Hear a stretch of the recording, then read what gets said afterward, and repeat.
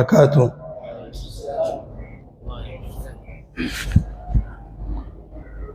أعوذ بالله من الشيطان الرجيم. بسم الله الرحمن الرحيم. الحمد لله. إن الحمد لله نحمده ونستعينه ونستغفره ونستهديه، ونعوذ بالله تعالى من شرور أنفسنا ومن سيئات أعمالنا. من يهده الله فلا مضل له ومن يضلل فلا هادي له، وأشهد أن لا إله إلا الله وحده لا شريك له، وأشهد أن سيدنا محمدا عبده ورسوله. اللهم صل على سيدنا محمد في الأولين، وصل على سيدنا محمد في الآخرين، وصل على سيدنا محمد في النبيين، وصل على سيدنا محمد في المرسلين، وصل على سيدنا محمد في الملأ الأعلى إلى يوم الدين. أما بعد، ورب اشرح لي صدري ويسر لي أمري واحلل عقدة من لساني يفقه قولي. يقول الله تبارك وتعالى في محكم كتابه: أعوذ بالله من الشيطان الرجيم. بسم الله الرحمن الرحيم. وقال نوح رب لا تذر على الأرض من الكافرين ديارا إنك إن تذرهم يضلوا عبادك ولا يلدوا إلا فاجرا كفارا. صدق الله العظيم. Ndugu zangu watukufu Waislamu, kwanza kabisa ni kumshukuru Mwenyezi Mungu Subhanahu wa Ta'ala aliyetuwafikia tukaweza kukutana Ijumaa ya leo katika nyumba miongoni mwa nyumba za Mwenyezi Mungu. Si kwa sababu nyingine, ni kwa sababu ya kuitikia nidaa ya Mwenyezi Mungu aliposema: ya ayyuhalladhina amanu idha nudiya lis-salati min yawmil jumu'ah fas'au ila dhikrillahi wa dharul bay'. Tumeacha biashara, tumeacha kazi, tumeacha mapumziko, tumeacha mambo yote kwa sababu Mwenyezi Mungu ametuambia tukisikia nida ya siku ya Ijumaa tuache biashara na kila kitu, tuitikie mwito wa Mwenyezi Mungu Subhanahu wa Ta'ala. Tumuombeeni Mwenyezi Mungu wagonjwa wape afya, walio vitandani Mwenyezi Mungu awainue salama, awatolee dawa, waliotangulia mbele za haki Mwenyezi Mungu awasamehe madhambi yao, ayatie nuru makaburi yao, wenye dhiki awaondolee dhiki zao, wenye madeni awasahilishie kulipa madeni yao, na sisi ambao twatembea Mwenyezi Mungu atupe husnul khatima, tusiondoke duniani illa na kalima ya la ilaha illa Allah Muhammadur Rasulullah. Ndugu zangu Waislamu,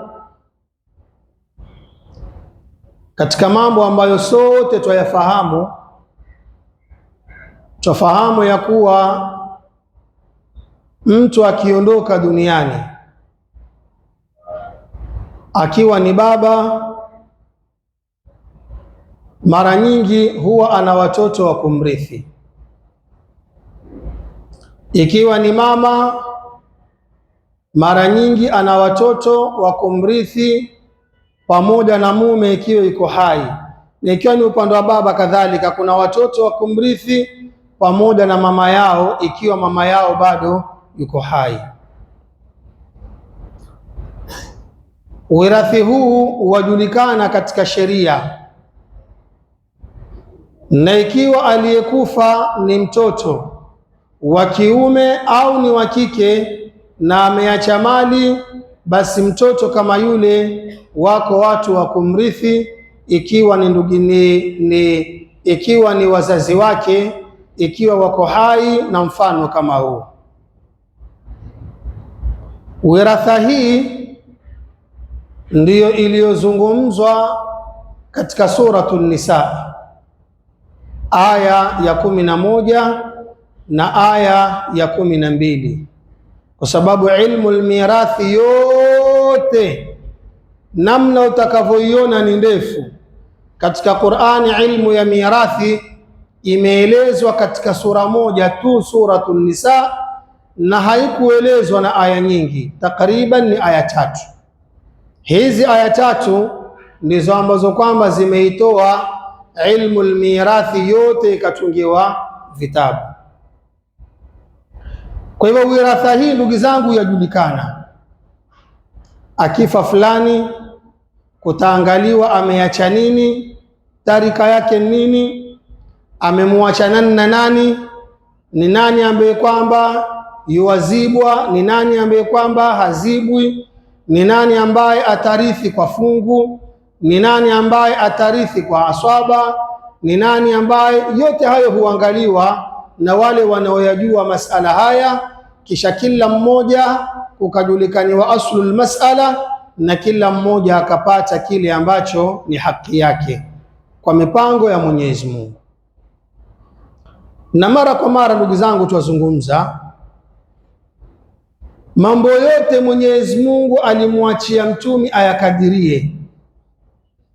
Ukija katika masala ya zaka, Mwenyezi Mungu alimwambia mtumi tu atuambie tutoe zaka, lakini zaka zitatolewa vipi, Mwenyezi Mungu hilo ameliacha kwa mtume Muhammad sallallahu alaihi wasallam. Mtume ndiye aliyetuambia ukiwa na ngamia 5 utatoa hivi, ukiwa na mbuzi 35 kwa mfano utatoa vile. Hizi ni hadithi za mtume Muhammad.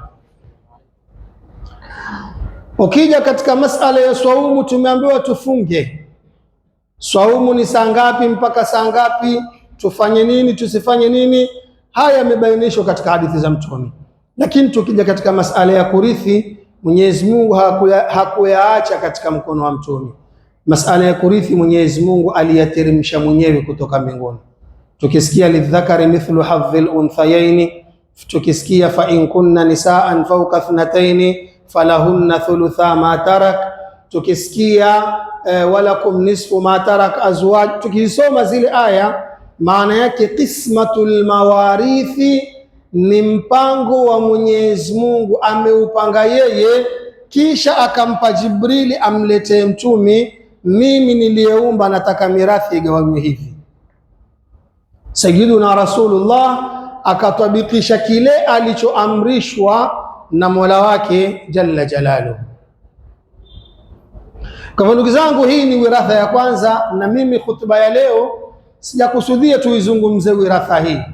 Nataka tuzungumze wiratha nyingine ambayo wengi wetu wazee kwa mabarobaro ghaliban hatuitilii maanani, lakini wiratha hii imezungumzwa katika hadithi mbalimbali za Bwana Mtume Muhammad sallallahu alayhi wa alihi wasallam, ambayo ni wiratha kwa jina la Kiarabu wanaita ni huwiyatu tifli,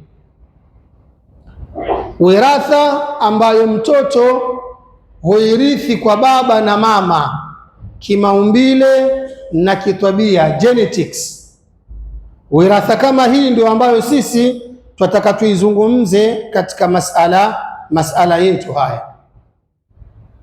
Mwenyezi Mungu Subhanahu wa Ta'ala katika suratul Insan alituambia, bismillahir rahmanir rahim, inna khalaqnal insana min nutfatin amshajin nabtalihi faja'alnahu samian basira.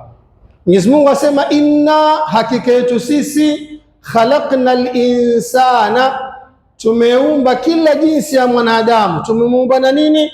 Min nutfatin, kutokana na tone la manii.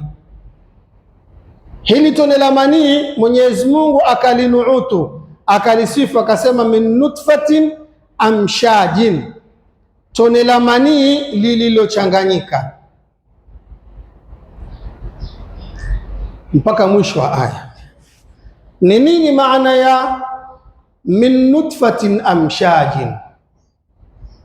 Tafsiri zote ukizipitia za ulama au zile tafsiri ambazo tumeziangalia, neno min nutfatin amshajin wamelifasiri kuwa ni ikhtilatu ma'i rajuli bima'i almar'a. Zamani mume anapomuundama mkewe, yakachanganyika yale maji ya mume na maji ya mke, yakachanganyika yakaketi katika uzazi wa mwanamke. Hii ndiyo min nutfatin amshaj. Amshaj bimaana almukhtalit, maji ambayo kwamba yamechanganyika, maji ya mume na mke huchanganyika maji kama yale yakaketi katika uzazi. Katika aya katika suratul Mu'minun, Mwenyezi Mungu asema thumma ja'alnahu nutfatan fi qararin makin. Yale maji yakichanganyika, Mwenyezi Mungu huweka katika qarar. Qarar ni ule uzazi wa mwanamke, huketi katika uzazi ambao ni makin, umestirika. Katika suratul Hajji Mwenyezi Mungu asema wa nuqirru fil arhami ma nasha'u ila ajalin musamma. Katika ule uzazi, katika yale maji ambayo ni amshaj, Mwenyezi Mungu katika uzazi wa mwanamke huweka yale ambayo kwamba yuayataka. Na hili ni jambo lajulikana kwetu sote kwamba si manii yote ya mwanamume ndio, sio khalaya zote za manii ya mwanamume ndio yanayoleta mtoto. Ni khalaya moja tu au buwaidha moja tu, wa illa lau ni manii yote, basi mwanamke angelizaa mapacha wengi, kwa sababu mwanamume ana khalaya nyingi za kusababisha. Lau zote zaingia katika nutfa zichanganyike, basi ni kwamba mwanamke badala ya kuzaa mtoto mmoja atazaa msururu wa mapacha. Mwenyezi Mungu asema wa nuqirru fil arhami ma nasha'u. Yale mani yako unaoyatoa katika uzazi wa mwanamke, Mwenyezi Mungu yale anayoyataka ndio ambayo huyatia katika uzazi. Mani kama yale yakachanganyika na mani ya mwanamke, ikiwa Mwenyezi Mungu amekadiria kupatikane mtoto kama yule akapatikana kwa kudra ya Mwenyezi Mungu Subhanahu wa Ta'ala. Sasa ndugu zangu Waislamu, kwatokea nini zamani kunapopatikaniwa nutfatin amshaj, matone ya manii yakisha kuchanganyika? Kinachotokea ni Mwenyezi Mungu akikadiria mtoto yule huwiya yake itakwenda kwa moja kati ya sehemu mbili. Nikisema huwiya, nazungumzia ile identity yake ya kuzaliwa, kwenda kwa moja kati ya baba au kwa moja kati ya mama, kwa sababu yaliyochanganyika ni mani yao. Ndugu zangu, nikiyazungumza haya, nazungumza maneno ambayo yalitokea wakati wa Mtume sallallahu alayhi wa alihi wasallam. Mtume Muhammad alayhi salatu wassalam kuwahimiza masahaba wake na kutuhimiza sisi umma wake. Zamani mmoja wetu anapoamua kuwa yuwataka kuoa, asiangalie mwanamke kwa mujarrad wa kuwa ni mzuri, wala simwangalie mwanamke kwa mujarrad wa kuwa ana maumbile, ana kala, ana kimo, ana vile. Mtu aangalie mbali na kuwa mimi namuoa huyu mwanamke, mtoto au watoto tutakaowazaa mimi na huyu mwanamke, ima watakuja upande wetu mimi na ujua uko namna gani, au watoto watakwenda upande wa mama yao. Je, upande wa mama yao kukoje? Mtume Muhammad sallallahu alayhi wa alihi wa sahbihi wasallam alikuwa akiangalia sana haya kwa masahaba ridwanullahi ta'ala alayhim ajma'in. Kwa nini Mtume alikuwa akiangalia haya mambo? Mtume alikuwa akiangalia kwa sababu ya zile wiratha. Na ndiyo sote ndugu zangu tukubaliana, baba aweza akawa ni mfupi, mama akawa ni mfupi, wakazaa mtoto mrefu. Wa bila aks, baba aweza akawa ni mrefu, mama ni mrefu, wakazaa mtoto mfupi. Waweza baba ni mweupe, mama ni mweupe, wakazaa mtoto rangi yake hakwenda kwa baba, hakwenda kwa mama. Waweza wakazaa wao ni weusi, wakazaa mtoto rangi yake imetakata. Hizi zote ndugu zangu ni wiratha ambazo Bwana Mtume Muhammad salawatullahi wasalamuhu alayhi aliwahimiza, alituhimiza sisi wanaume. Zamani unapokwenda mahali wataka kuoa, usiangalie mwanamke kwa mujarradi wa kuwa huyu ni mwanamke, angalia nitakaowazaa na zaa na nani. Lau wakienda kule, tabia za kule, mambo ya kule, desturi za kule, lau nitamuoa huyu, watoto wakienda kule, niko radhi waende kule, au mimi siko radhi waende maeneo kama yale. Na ndio hadithi ya Mtume Muhammad sallallahu alaihi wasallam, hadithi maarufu. Mtume Muhammad yasema kwa kutuambia, iyyakum wa khadhara ad-diman, iyyakum wa khadhara ad-dimani.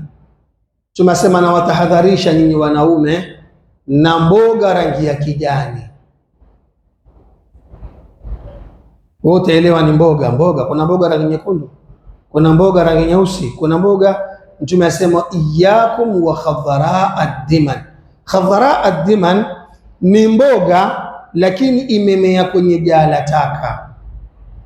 Kweli ni sukuma, kweli ni mchicha, kweli ni mboga yote utaka wewe, lakini ile mboga imemea wapi? Imemea katika jala mchafu, siwe ndio mahali ilipomea hiyo mboga. Sasa Mtume afananisha kwa mwanamke ambaye ni khadhara'ud diman. Masahaba hawakuelewa, wakamuuliza Mtume, wama khadhara'ud diman ya Rasulullah, khadhara'ud diman ni nani? Ni nini khadhara'ud diman? Mtume akawaambia masahaba, almar'atul hasna'u fil manbiti su'i, mwanamke mzuri akitembea masha Allah, rangi yake masha Allah, akizungumza masha Allah, yale yote muwasafati zote ambazo wewe ulijiwekea kuanzia kubalighe kwako, kwa mimi nikioa nataka niwe mwanamke yuko hivi, zile muwasafati zote yule mwanamke anazo. Lakini ukija ukimwangalia nyuma yake, waliomzaa, waliomlea, walioishi naye wote, ukiwaangalia, mtanisamehe kutumia lugha hii labda kama si lugha mzuri, lakini kulingana na hadithi ya Mtume, ukiwaangalia walioko nyuma yake wote ni kama hilo jala taka ambalo Mtume Muhammad sallallahu alayhi wa alihi wasallam amelizungumza. Kwa hivyo ndugu zangu watukufu wa Islamu, Mtume sallallahu alayhi wa alihi wasallam ameizungumza si kwa sababu nyingine, ni kwa sababu ya zile wiratha. Na ndio utamuona mtu leo yujiuliza, huyu mtoto tabia hizi anzipata wapi? Hizi kwetu hakuna. Huja wakati mwingine sisi mababa ikawa tujiuliza, umepata mtoto humuelewi, matatizo ni dhiki, ni kero, ni balaa, mpaka wajiuliza huyu mbona haya mambo kwetu hakuna? Huyu sawa, kwenu hakuna kwa sababu kwenu hakujua, kwao hakujua. Wakati ulipoamua uenda kumuoa, kule kwao ulikuwa wakujua kukoje? Kwa sababu kule kwao mtoto mbali na kurithi maumbile, hata tabia pia. Wakati mwingine mtoto kama tabia hakuchukua za upande wa babani, mtoto kama ule tabia atachukua za upande wa mama. Bwana Mtume sallallahu alayhi wa alihi wa sahbihi wasallam siku moja amejiliwa na bwana mmoja. Yule bwana akamwambia Mtume, ya Rasulullah, hadhihi ibnatu ammi wa imraati. Amekuja na mkewe, na mkewe ambeba mtoto. Akamwambia Mtume, hadhihi ibnatu ammi wa imraati, huyu niliyekuja naye ni binti ya ammi yangu. Manake mimi na babake na babangu ndugu, kwa hivyo sisi tulioana ndugu. ibnatu ammi wa imraati, na vile vile ndiye mke wangu.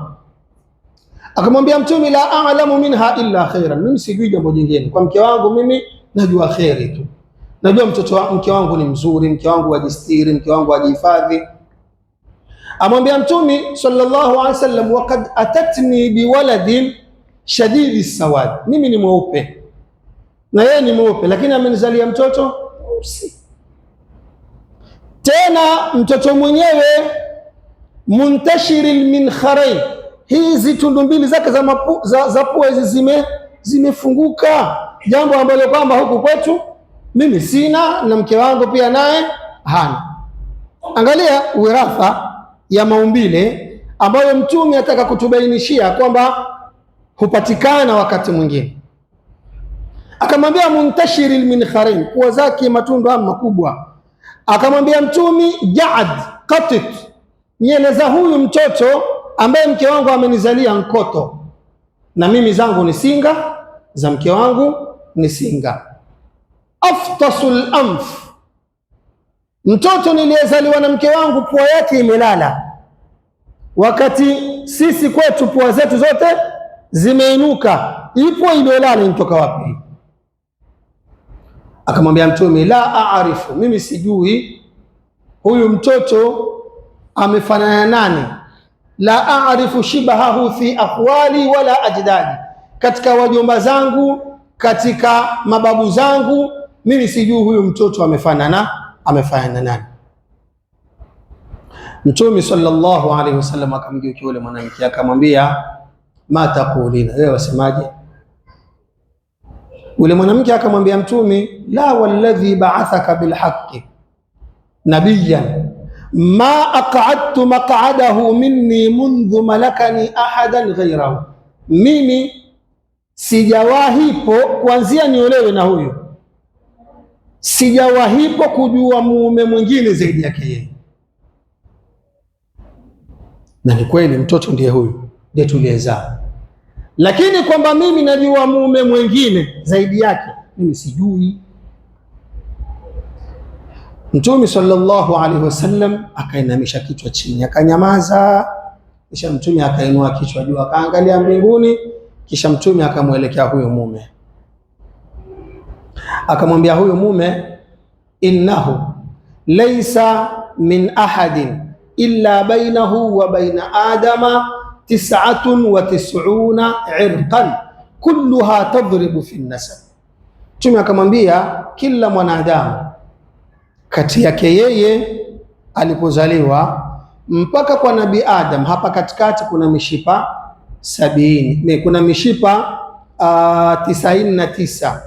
Yote hii mishipa 99 yapiga katika nasaba ya mtu. Mtume akamwambia tone la manii la mume linapoingia katika katika uzazi wa mwanamke, na ikiwa Mwenyezi Mungu amekadiria kupatikana mtoto, Mtume amwambia idhtarabat tilka al-uruqu, ile mishipa hufanya nini?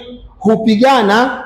Tasalullaha shabaha laha, kila mshipa wa muomba Mwenyezi Mungu huyu mtoto afanane na mimi. Mshipa aliozungumza Mtume ni wale mababu waliotangulia, mababu waliotangulia upande wa baba, mababu waliotangulia upande wa mama. Ile mishipa yote amuomba Mwenyezi Mungu, ya Rabbi huyu afanye na mimi, ya Rabbi afanye na mimi.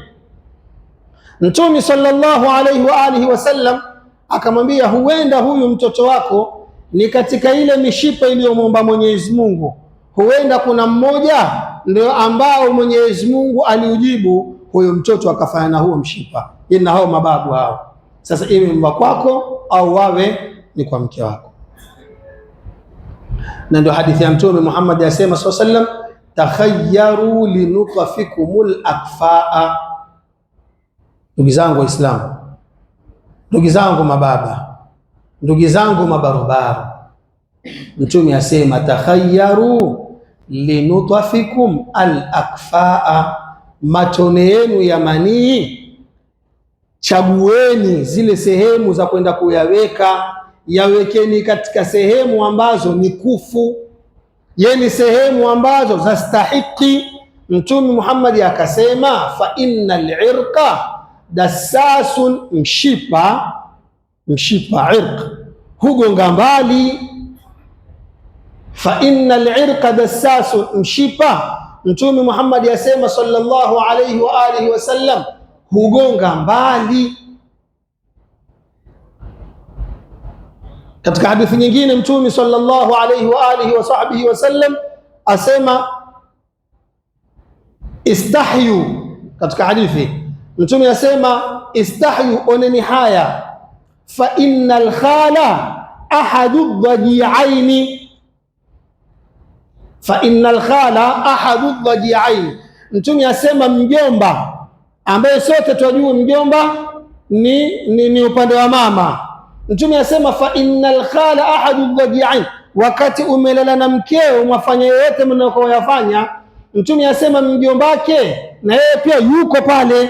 Yani mukizaa mtoto, anachokusudia Mtume, mukizaa mtoto aweza asije upande wa wewe baba, akaenda upande wa nani? Wa mjomba, kwa sababu na yeye mjomba ni ahadu dhaji'aini. Sasa kwenda upande wa mjomba aweza akaenda kisura, kimaumbile, lakini pia aweza akaenda kiupande wa tabia. Hadithi ya Sayyidina Abu Huraira maarufu, yule bwana aliyekuja kwa Mtume sallallahu alayhi wa alihi wasallam akamwambia Mtume, ya Rasulullah, inna imraati waladat ghulaman aswada, mke wangu amezaa mtoto mweusi. Na hadithi himo katika Bulughul Maram. Hadithi yasema, katika sherehe ya hadithi yasema, wa kaannahu yuridu an yanfia, ni kama kwamba huyu baba yuwataka kumkataa yule mtoto, kwamba yawezekana vipi mke wangu kunizalia mtoto mweusi. Angalia, Mtume ataka kutuonyesha ya kwamba alwiratha iko, na si lazima iwe ni wiratha ya mali, hata wiratha ya tabia, wiratha ya maumbile iko. Mtume akamuuliza yule bwana, hal laka min ibilin, una ngamia? Yule bwana akamwambia Mtume, naam, ngamia ninao, tena wengi. Mtume akamuuliza, fama alwanuha, ngamia wako wana rangi gani? Yule bwana akamwambia Mtume, humurun, ngamia wangu alhamdulillah wote ni wekundu. Mtume akamuuliza, fahal fiha min awraqa, katika ngamia wako hakuna hata ngamia mmoja ambaye ana mapako mapako? Yeye ngamia baba ni mwekundu, mama ni mwekundu, alipozaliwa mtoto ametoka na nini? Ana mapaku mekundu, meusi, meupe. Fahal fiha min awraqa, kweli ngamia zako wengi ni wekundu, hakuna hata ngamia mmoja ambaye amezaliwa na mapaku? Yule kijana akamwambia Mtume sallallahu alayhi wasallam, yuko ngamia ambaye amezaliwa ana mapaku na babake ni mwekundu, mamake ni mwekundu. Mtume akamuuliza, famin aina dhalika, imekuwaje akaja na mapaku hali ya kuwa baba ni mwekundu, mama ni mwekundu? Yule bwana akamwambia Mtume, la'allahu naza'ahu irqun, yawezekana huyu mwenye mapaku amevutwa na mshipa. Mshipa gani? Mababu, ima upande wa baba au upande wa mama. Kweli baba mwekundu, mama, lakini huenda katika mababu wa yule ngamia mwekundu upande wa baba, au huenda katika mababu wa yule ngamia mwekundu upande wa mama. Katika hao mababu kuna mmoja ambaye alikuwa ana mapaku. Akamwambia Mtume, la'allahu naza'ahu irqun, yawezekana huyu mwenye mapaku alivutwa na mshipa. Mtume Muhammad akamgeukia akamwambia, wala'alla ibnaka hadha naza'ahu irqun, basi na huyu mtoto wako pia yawezekana amevutwa nini? Mshipa. Usiondoke tu ukataka kumtuhumu mkeo kuwa labda mkeo amekwendea kinyume. Huenda na huyu mtoto wako pia na yeye amevutwa na mshipa kama huyu ngamia alivutwa nini? Na mshipa. Ilmul wiratha, genetics. Na yote haya ndugu zangu ni kwamba zamani tunapotaka kuoa, ndugu zangu, tusikimbilie kwa kuwa wanawake wazuri. Alhamdulillah, na sote tukitembea tuwaona. Utamuona mtu ukimwangalia mpaka wajiuliza, huyu ni malaika ameteremshwa kutoka mbinguni? Huyu kweli wala sima na sukuma huyu, au labda kuna vyakula maalumu kutoka, kwamba ni binadamu wa kawaida tu. Sasa kwa sisi ambao tuna hamasa, tukiona kitu kizuri tayari wakimbilia, ni sawa, nenda ukaoe. Lakini ilmu alwiratha yatuambia yule mtoto, yule binti, siku mkizaa wewe na yeye, mtoto aweza akaenda kokote baina yako wewe, kati yako wewe na kati ya mamaki. Na ndiyo maana ndugu zangu, Bwana Mtume Muhammad alikuwa hapendi mtu kwenda kuoa mahali ambapo kisha watoto wakivutika kule, watoto watakuwa na matatizo. Marthad ibn Abi Marthad al-Ghanawi, sahaba katika masahaba wa Mtume Muhammad sallallahu alayhi wasallam. Mtume Muhammad alayhi salam alipogura kwenda Madina, kuna waislamu madhaifu wanyonge walibakia Makka watakapogura, lakini mbinu ya kugura yakawa hawana. Mtume akamwambia Marthad, wewe jukumu lako utakuwa ukienda Makka, alikuwa ni mfanya biashara, wewe utakuwa ukienda Makka ukiotea wale waislamu wanyonge ukiwahamisha kisirisiri ukiwaleta Madina. Kwa Marthad alikuwa akienda Makka akifanya biashara zake, akiangalia muislamu ambaye ni mnyonge, kisha akimchukua akimpeleka Madina, hutokana yeye usiku. Na Marthad kabla ya kusilimu alikuwa na mwanamke akiitwa Anaq. Anaq ni mwanamke malaya kwa lugha ya kueleweka zaidi. Anaq ni mwanamke amekodisha nyumba, ni mwanamke amejenga nyumba nje kidogo ya Madina, nje kidogo ya Makka, aishi peke yake, hana mume, hana mtoto, hana yoyote, nyumba iko yeye peke yake. Wewe huko ukitoka, kama shahwa zako zimekuzidi, nenda kwake, mpe chochote, lala kwake, umalize shahwa zako, kisha ondoka. Marthad kabla ya kusilimu, na yeye ilikuwa ndio shughuli yake, akishikwa na shahwa ajua Anaq yuko, kwenda akaingia kwa Anaq, akajirehemu. Baada ya kujirehemu, huyo asubuhi akenda zake. Katika pilka za Anaq za Marthad kusafirisha watu, siku moja yuamsubiri mtu aje, na ni usiku, ili aje amtoe. Ikaswadifu lazima akae kwenye nyumba ya Anaq, yani kwenye ubavu. Anaq akaona kivuli, nani huyu? Ni Marthad. Marthad, mbona nyumba yako, ingia tulale. Marthad akamwambia, la, mimi ni Muislamu, ya aballahu alayya alislam, Qur'ani hautaki tena mimi nifanye mambo kama haya. Kwa kiswa kirefu akamchukua yule bwana akampeleka. Kisha Anaq nani Marthad kule Madina, wakati yuelekea, nani mwanamke yumpenda, akapitiwa na mawazo kwamba huyu mwanamke, kwa nini msimshawishi nikamsilimisha nikamuoa. Akaenda kwa Mtume sallallahu alayhi wasallam, akamwambia Mtume, na Mtume yomjua Anaq ni mwanamke maarufu. Akamwambia Mtume, ya Rasulullah, mimi nataka kumuoa Anaq. Mtume akimfikiria Anaq namna alivyokuwa mwanamke ambaye la taruddu yada lamisi, ukimnyoshia mkono wa kufuata. Mtume hakumjibu Marthad, akanyamaza kimya. Baada ya madakika kuhesabu, Mwenyezi Mungu akateremsha ile aya, Bismillahir Rahmanir Rahim, az-zaniyatu la yankihuha illa zanin au mushrik, az-zani la yankihu illa zani. Aya kama hii katika suratul Nur, manake mzinifu mwanamume haowi ila mzinifu wa mwanamke, na mzinifu mwanamke haolewi ila na mzinifu mwanamume.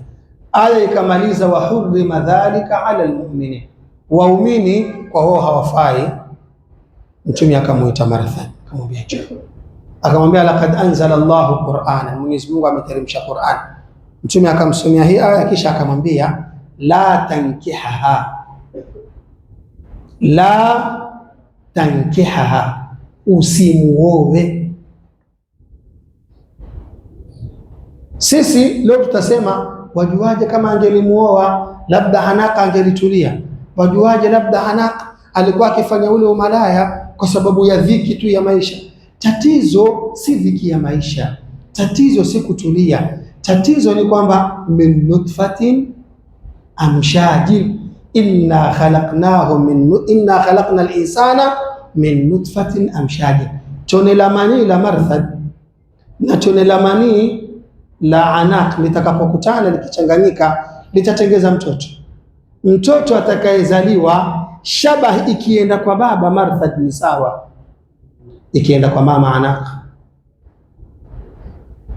Shabahi inayozungumzia shabahi imekwenda ya maumbile ni sawa. Je, ikienda shabahi ya kitabia na aliyezaliwa ni binti, atakuwa hali gani binti huyu? Binti ambaye yuwakulia hali ya kuwa ndani yake kuna uasharati, kuna mishipa ya uasharati ambayo yamsukuma. Na ndiyo maana Mtume Muhammad sallallahu alayhi wa alihi wasallam bila ya huku wala huku akamwambia Marthad, la tankihaha, usimuowe baada ya kumsomea aya. Yote ndugu zangu nini? Ni ile wiratha. Ndugu zangu, tusiondoke tukajua kurithi ni mali tu.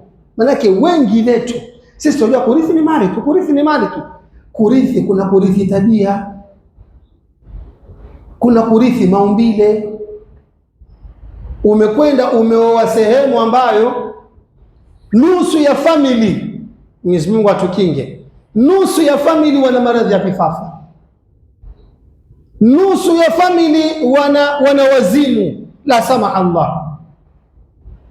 Ikiwa mtoto amekuja upande wenu fabiha wa ni'ma, lakini lau mtoto huyu atakwenda upande wa kukeni, yakimpata yale, usije ukatembea kwa mashekhe ukasema mtoto wangu amerogwa, watu wamemhusudu. Wiratha ndugu zangu iko, wiratha ya tabia na wiratha ya maumbile. Haya ni mambo yamethibitishwa katika hadithi za Bwana Mtume Muhammad sallallahu alaihi wasallam, na ndiyo ukisoma katika vitabu vyetu vya fiqh, wakati wanapokuambia ni mwanamke gani mzuri kuoa, wanafika mahali wanakwambia oa mwanamke ambaye yuwazaa sana, alwalud. Kisha linakuja swali, nitamjuaje kwamba huyu mwanamke yuwazaa sana wakati mimi sijamuoa, sijalala na yeye? Katika vitabu vya fiqh waambiwa ili ujue kuwa yuwazaa sana au hazai sana, angalia familia yake. Kwa nini angalia familia? Angalia familia ya mwanamke. Ikiwa familia yao shangazi yake ana mtoto mmoja, baada ya mtoto mmoja hakuzaa tena.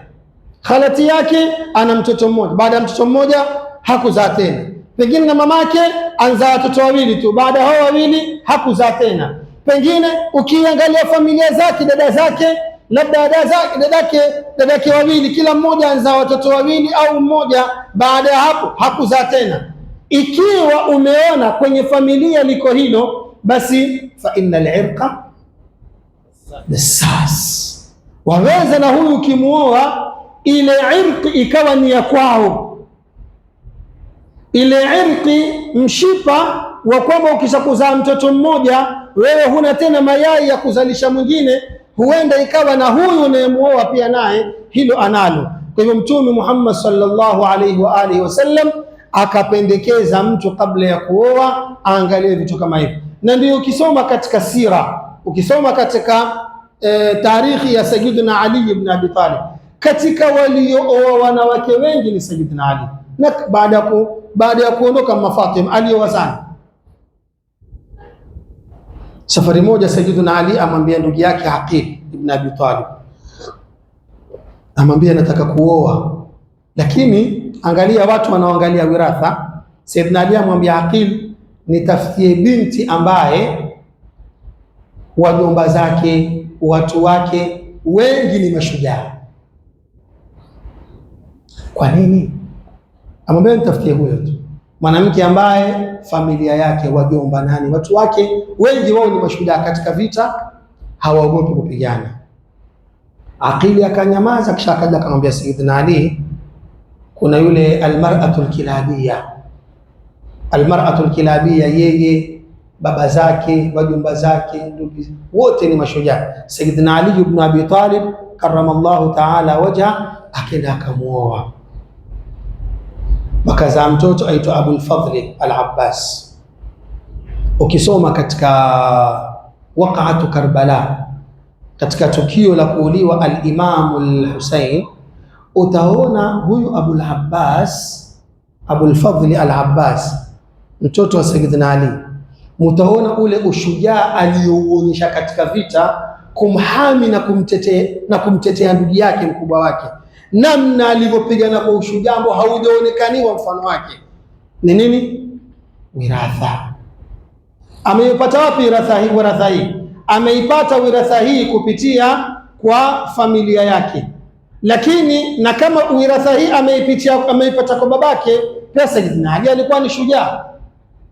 Kwa hivyo ndugu zangu, wiratha iko, kila mmoja ni aangalie hadithi za Mtume Muhammad sallallahu alaihi wasallam zazungumzia namna gani. Lakini ndugu zangu, si wiratha ya tabia tu, wala si wiratha ya maumbile tu, mpaka wiratha ya maradhi. Sote sisi tunajua kuna maradhi. Leo kenda hospitali, swali la kwanza waulizwa, katika wazazi wako kuna mwenye maradhi haya?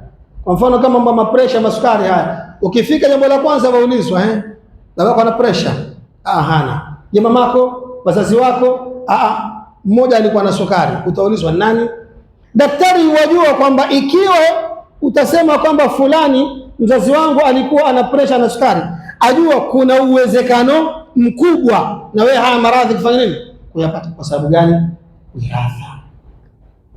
Wiratha. Tuondokeni na fikra ya kuwa watoto tunaowazaa hawarithi mali peke yake. Watoto tunaowazaa mbali na mali, kisha hurithi maumbile, hurithi tabia kwa wale wake ambao tuwaleta katika majumba zetu. Hii ndugu zangu ni kwamba kila mmoja katika sisi anapotaka kuoa ahakikishe ni wapi yuenda kuingiza mbegu zake, ili watoto watakaokuja, kama hawakuja kwangu wakienda kwa mama yao, basi wawe ni wenye kueleweka. Ndugu zangu, nimalizie mazungumzo. Wanazuoni waliozungumza masala ya wiratha, bali wasema wakati mwingine wiratha huenda mpaka kwa ukafiri. Wametoa istidlali na ile aya ya Nabii Nuh alayhi salatu wassalam, rabbi la tadhar ala al-ardi min al-kafirina dayara innaka intadharhum yudhillu ibadak wala yalidu, wala yalidu, hawatozaa illa fajiran. Mbona Nabii Nuh alayhi salam awahukumia watoto ambao hawajazaliwa kwa ukafiri wa wazee wao? Amewahukumia kwa sababu ajua zile wiratha. Ikiwa wazee nimeishi nao katika da'wa miaka 950 na wafanyia da'wa, na hali ni hii, watoto watakaozaliwa wataniua. Katika tafsiri wanasema siku moja Nabii Nuh yuwatembea mbele, ikawa yuwapishana na baba na mtoto mdogo. Baba akamwambia mtoto wake, chukua juu mpige yule.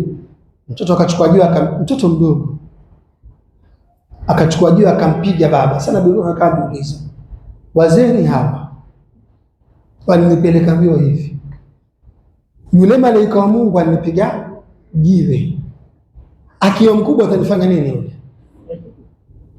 Akainua mikono akasema, rabbi la tadhar ala al-ardi min al-kafirina dayara innaka intadharhum yudhillu ibadak, wazee, kisha wala yalidu illa fajiran, huyu mfano wa huyu kafara. Na Mwenyezi Mungu akaipokea dua ya Nabii Nuh akawafarajisha. Ndugu zangu watukufu wa Islam, nimalizie mazungumzo na hadithi ambayo tulianza nayo kwenye mwanzo wa mazungumzo yetu. Mtume aliposema, takhayyaru linutafikum al-akfaa fa innal irqa dassasun, manii yako ukitaka kuzaa hakikisha manii yako mbegu zako enda kuziweka wapi, wa illa ujue kishipa ugonga mbali. Si lazima afae na wewe na mamake, lakini aweza akenda kwa upande wa wajomba, aweza akenda kwa upande wa ndugu zake mke wako, mtoto akafanya tabia za huko. Ikiwa ni watu wema, fabiha wa ni'ma, lakini ikiwa ni watu wenye matatizo, basi utalea matatizo, utalia, utapiga kelele, utateta, utaapiza, kumbe fa innal irqa dassasun. Mwenyezi Mungu atubarikie kwa tuliyozungumza. na tujalie min alladhina yastami'una alqawla fayattabi'una ahsana. Wassalamu alaykum wa rahmatullahi wa barakatuh.